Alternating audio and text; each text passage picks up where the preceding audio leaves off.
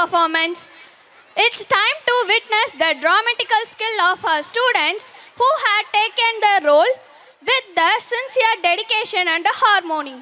Let's encourage them by giving big round of applause and welcome them onto the stage. நன்றி குழந்தைகளே. ஐம்பெரும் காப்பியங்களில் ஒன்றான சிலப்பதிகாரத்தின் நீதியான அரசியல் பிழைத்தோற்றுக்கு அறம் கூற்றாவதும் உரைசால் பத்தினியை இயர்ந்தோர் ஏத்துவர் ஊழ்வினை உறுத்து வந்து ஊட்டும் என்பதனை வழக்குரை கதையின் மூலம் நடித்து காட்ட வருகிறார்கள் நம் பள்ளி மாணவர்கள். முத்தமிழ் காப்பியம், மூவேந்தர் காப்பியம், குடிமக்கள் காப்பியம், புரட்சி காப்பியம் என்றெல்லாம் சிறப்பிக்கப்படும் நூல் சிலப்பதிகாரம். அவற்றில் ஒரு பகுதி வழக்குரை காதை. காவேரி பூம்பட்டினத்தில் வாழ்ந்து கொண்டிருந்த பெரும் வணிக குடும்பத்தில் மாசாத்துவன் மகன் கோவலனுக்கும் மாநாய்க்கன் மகள் கண்ணகிக்கும் சேரும் சிறப்புமாக திருமணம் நடைபெற்றது. இல்லறம் இனிமையாக நடந்தது. பிறகு 7 இசைக்கருவிகள் முழங்க 11 முக பாவனையுடன் நாட்டியம் ஆடிய ஆடல் பேரழகி மாதவியிடம் மனதை கொடுத்தான் கோவலன். தன்னிடம் இருந்த அனைத்து செல்வங்களையும் இழந்தான். பிறகு கண்ணகியிடம் சரணடைந்தான். தன்னிடம் இருந்த ஒரு சிலம்பை எடுத்து கோவலனிடம் நீட்டினாள் கண்ணகி.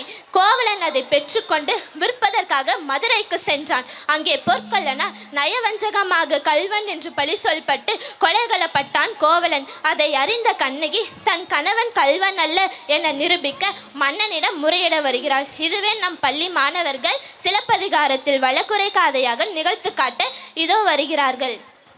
ராஜாதிராஜ ராஜகுலத்திலக பாண்டிய மன்னன் நெடுஞ்செழியன் வருகிறார் வருகிறார் வருகிறார்.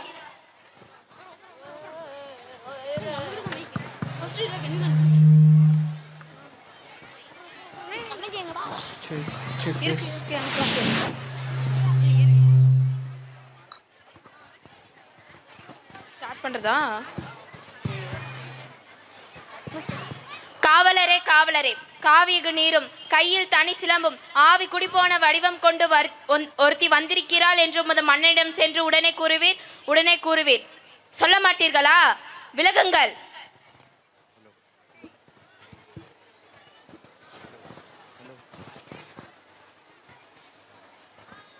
அரண்மனை காவலர்களை மீறி ஆவேச கோலத்தில் உள்ளே நுழையும் நீ யார்? புறாவுக்கு உடல் தந்து புகழ்பெற்ற மன்னவரின் வரலாற்றில் தேர்காலில் மகனிட்டு நியாயம் காத்த மனுநிதி சோழனதும் பெரும் கதையை நீதியின் இலக்கணமாய் பெற்ற பெருமை தனை உடை திருமால்வளவனின் கரிகால சோழனது பூம்புகார் எனது ஊர் பெருவணிகன் மாசாத்துவானின் மருமகள். என் பெயர் கண்ணகி. உந்தன் முறையீடு என்னவோ? முத்து விளைந்திருக்கும் 3 கடல் சூழ்ந்திருக்கும் தென்னகத்திலே மும்முரசு கொட்டி முச்சங்கம் மலர்த்து முக்கொடியின் நிழலிலே முத்தமிழை காப்பாற்றும் மூவேந்தர் பரம்பரையினை மூலியாக்க முடிப்புனிந்த மன்னவனே, எந்த முறையீட்டை கேட்பதற்கு முன் நான் யார் என்று முழுவதும் தெரிந்து கொள். நீ யார்? கண்ணகி. கையில் தனி சிலம்புடன் வந்திருக்கும் கண்ணகி. விரித்த கருங்குழலும் நெறித்த புருவமும் கொண்ட நீதி வலுவா நெடுஞ்செழிய பாண்டியனை துணிந்து இகழ்ந்து உரைக்க வந்திருக்கும் கண்ணகி. ரோமாபுரி கொலுமண்டபத்திலே உனது வீரர்கள் தூதர்களாக வீற்றிருக்கிறார்கள். கடல் கடந்து கொடி கட்டி ஆளுகிறாய். அந்த கொடிக்கம்பம் முறிந்து விழ அயல் நாட்டார் உன்னை இகழ்ந்து உரைக்க உன் கொடுங்கோல் அளித்த அவசர தீர்ப்புக்கு ஆளாகி கொலையுண்ட கோவலன் மனைவி கண்ணகி என்பதை அறிந்திடுக அரசே, அறிந்திடுக. கோவலன் மனைவி சிலம்பத்துடைய கல்வனின் மனைவி. போதும். யாகவராயினும் நாகாக்க மன்னா நாகாக்க. யார் கல்வன்? என் கணவனா கல்வன்? இல்லை இல்லை, அவரை கல்வன் என்று குற்றம் சாட்டிய கயவர்களே கல்வர்கள் ஆவார்கள். ஆத்திரத்தில் அறிவு கண்ணை மூடிவிடாதே கண்ணகி. உன் கணவன் கையும் காலுமாக பிடிபட்டான். கல்வனை தமிழகத்து நீதி கொல்லாமல் விடாது என்பது உனக்கு தெரியுமல்லவா? நீதியின் இலக்கண முறைக்கு நெடுஞ்செழிய பாண்டியனே, உமது நாட்டில் எதற்கு பெயர் நீதி? நல்லோன் வகுத்தோர் நீதி அல்ல அல்ல, வள்ளுவன் வகுத்ததே இங்கு நீதி. அதனால் தான் என் வாழ்வு கருவூலத்தை சாவுப்படியில் கொட்டிவிட்டீரோ. கொற்றவனே, குடைநிலையிலே கொஞ்சாரம் உற்பவனே, கோலு மண்டபத்தில் விசாரிக்கப்பட வேண்டிய வழக்கை கோயில் மண்டபத்தோடு முடிவு பெற்றவனே, குற்றம் சாட்டப்பட்டவரின் மறுப்புகளுக்கு மதிப்பு தராமல் கொலையாளின் வேலை அவ்வளவு அவசரமாக நடந்திருக்கிறது. இதற்கு பேரா நீதி? இதற்கு பேரா நியாயம்? இதற்கு பேரா அரசு? உமக்கு பேரா அரண் காக்கும் மன்னன்? என்ன? கோவலன் கையில் இருந்தது அரசி கோப்பெருந்தேவியின் சிலம்பு. கோப்பெருந்தேவியின் சிலம்பல்ல, கோவலன் தேவியாம் என்னுடைய சிலம்பு. நம்ப முடியாது என்னால். நீ யார் நம்புவதற்கு? உன்னை யார் நம்ப சொன்னார்கள்? உன் மீது வழக்குரைக்க வந்தவள் நான். குற்றவாளி நீ. நான் குற்றவாளியா? ஆம், நீ குற்றவாளி. அதனால் தீர்ப்பளிக்கும் உரிமை உன்னிடமில்லை. இதோ இருக்கிறார்களே பெருங்கேண்மை பெரியோர்கள், இவர்கள் உரைக்கட்டும் நல்ல தீர்ப்பு. ஆன்றோர்களே, அறிவில் மிகுந்த சான்றோர்களே, அணி தேர்ப்புறவி ஆட்பெரும் படை கொண்டான் பாண்டியன் என்பதற்காக நீதியின் பாதையை மாற்றி விடாமல், நியாயத்தின் பாதையை வளைத்து விடாமல், தாய் மீது ஆணையாக, தமிழ் மீது ஆணையாக, தாயகத்து மக்கள் மீது ஆணையாக தீர்ப்பு கூறுவீர், தீர்ப்பு கூறுவீர். கோப்பெருந்தேவின் சிலம்பை கோவலன் திருடினான் என்பது குற்றச்சாட்டு, அதற்கு மரண தண்டனை. அது ஆராயாமல் அளித்த தீர்ப்பு, அதற்கு மன்னன் பொறுப்பு என்பது என்னுடைய வழக்கு. வழக்குக்கு என்னமா ஆதாரம்? இதோ இதற்கு இணையான சிலம்பைத்தான் என் மணவாளன் விற்க வந்தார். மாப்பாவிகள் அவரை கொன்று குவித்து விட்டனர். அப்படியா? அப்போ தேவி அணிந்திருக்கும் சிலம்பு? அதில் ஒன்று என்னுடையது. அதற்கு ஆதாரம்? ஆதாரம் 1000 கேள்விகள் கேட்டு உன்னை குற்றமற்றவன் ஆக்கிக் கொள்ள துடிக்கிறாயே.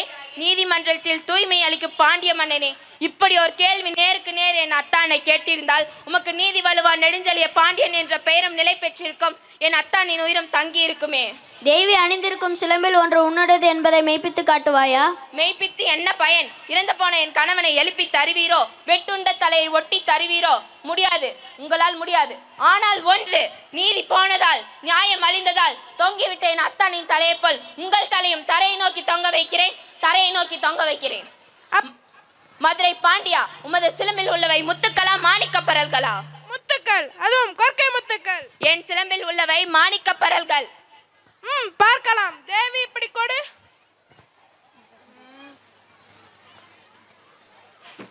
பார்த்தாய முத்துக்களை? இன்னொன்று. மாணிக்க பரல்கள். மாணிக்க பரல்கள் அல்ல, தர்மத்தின் ரத்த துளிகள். இன்னும் சந்தேகமா?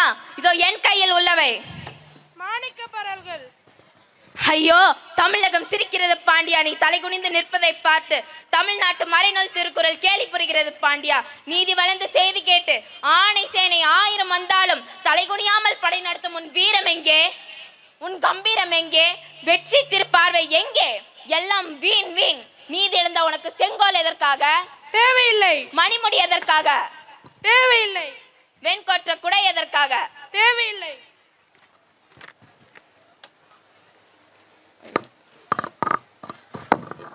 மாடா மாளிகையும் ஒரு கேடும். வீணனே, வீர குலத்திற்கு இழிவு கற்பிக்க வந்த பாதகனே, அழு அழு, நன்றாக அழு. களங்கத்தை கழுவக்கூடிய சாதனம் சாவு ஒன்றுதான், சாவு ஒன்றுதான். என் தாயே, என் தமிழே, என்னை மன்னித்து விடம்மா. கொண்டு வருக என்பதற்கு பதிலாக கொன்று வருக என ஆணையிட்ட நானே கல்வன், நானே கல்வன்.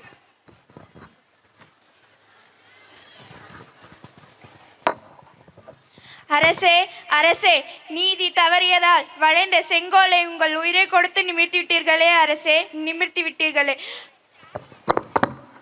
அழியட்டும், ஒளியட்டும், இம்மதுரை அடியோடு அழியட்டும். பூமி பிளக்கட்டும், புழுதி கிளம்பட்டும், தீப்பிடித்து எறியட்டும்.